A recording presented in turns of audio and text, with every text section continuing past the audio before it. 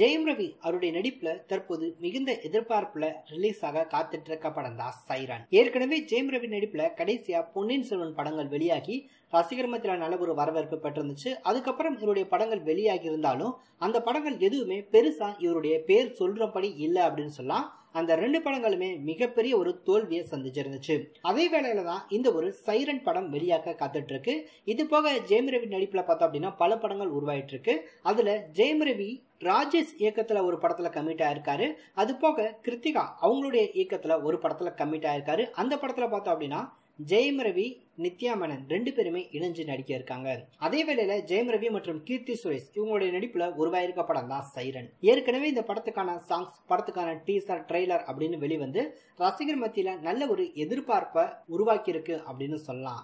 இந்த படத்துல ஜெயம் ரவி, அனுபமா, கீர்த்தி சுரேஷ் உள்ளிட்ட பலர் இந்த படத்துல இணைஞ்சு நடிச்சிருக்காங்க. ஜெயம் ரவி அவங்களுடைய மாமியார் ஜுஜாதா அவங்க தான் இந்த படத்துக்கு ப்ரொடியூஸ் பண்ணிருக்காங்க. இந்த படத்தை ஆண்டனி பாக்கியராஜ் இயக்கியிருக்காரு. ஜிவி பிரகாஷ்குமார் இந்த ஒரு படத்துக்கு மியூசிக் கம்போஸ் பண்ணிருக்காரு. இந்த படம் வருகிற பிப்ரவரி 16ஆம் தேதி ரிலீஸ் ஆக காத்துட்டு இருக்கு. படத்துக்கான ப்ரொமோஷன் வேலைகள் ஒரு பக்கம் நடந்துட்டு இருக்கு. அதே வேளையில படத்துக்கான சென்சார் அப்படின்னு பார்க்கும்போது படத்துக்கு பார்த்தோம் அப்படின்னா UA சர்டிபிகேட் கிடைச்சிருக்கு. படத்துக்கான ரன்னிங் டைம் அப்படின்னு பார்க்கும்போது 2 மணி நேரம் 35 நிமிஷங்கள் ஓடக்கூடிய படம் இந்த சைரன் அப்படின்ற தகவலும் தெரிய வந்திருக்கு.